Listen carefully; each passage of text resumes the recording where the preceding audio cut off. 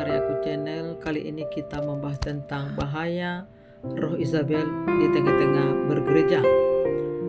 Roh Isabel adalah sebuah konsep spiritual yang dapat memiliki dampak negatif pada gereja ataupun komunitas spiritual. Berikut beberapa bahaya roh Isabel bagi gereja. Kita tahu bahwa roh Isabel adalah sebuah konsep spiritual yang merujuk pada perilaku atau sikap yang manipulatif, dominan, dan menghancurkan. Bahwa istilah ini berasal dari nama Isabel, seorang ratu kuno di Israel yang dikenal karena kebenciannya dan kekejamannya terhadap nabi-nabi Tuhan. Bahaya roh Isabel di tengah-tengah bergereja atau di tengah-tengah gereja, yaitu yang pertama, manipulasi.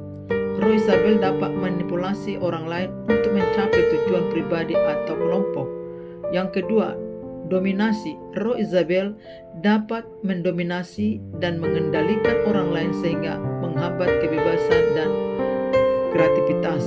Yang ketiga, penghancuran. Roh Isabel dapat menghancurkan reputasi, hubungan, atau bahkan kehidupan orang lain. Yang keempat, pembusukan moral.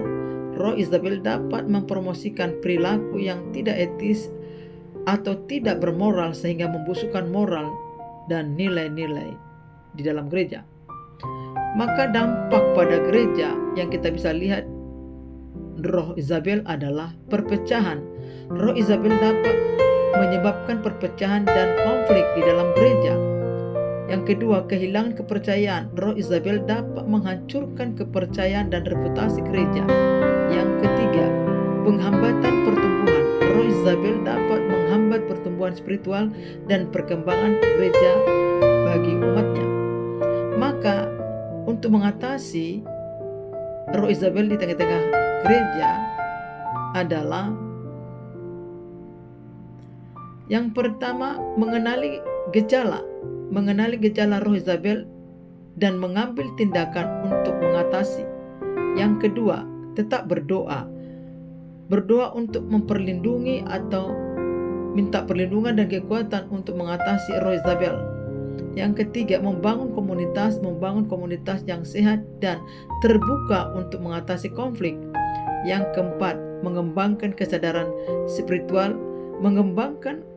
spiritual dan memahami peranan Roh Kudus dalam kehidupan di gereja. Saudaraku yang terkasih di dalam Tuhan, maka kita perlu berhati-hati dan tetap waspada dan meminta hikmat daripada Tuhan supaya roh Isabel ini jangan sampai merambat kehidupan yang bergereja atau kepada jemaat, khususnya para pelayan-pelayan Tuhan yang kononnya adalah sebagai pelayan-pelayan yang membantu akan tata ibadah dan kegiatan-kegiatan gerejawi yang seringkali akan muncul ini di tengah-tengah kehidupan bergereja. Maka dengan itu mari kita waspadai roh Isabel ini khususnya di tengah-tengah gereja supaya kita terhindar. Maka sudah dipaparkan tadi bagaimana mengatasi roh Isabel ini di tengah-tengah gereja yang ada, khususnya kepada pelayan-pelayan hamba-hamba Tuhan yang melayani di gereja.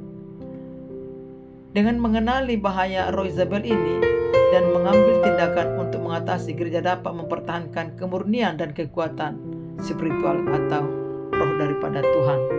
Oleh sebab itu, saudaraku yang terkasih, mari kita terus menerus meminta hikmat kepada Tuhan supaya kita terhindar daripada roh Isabel.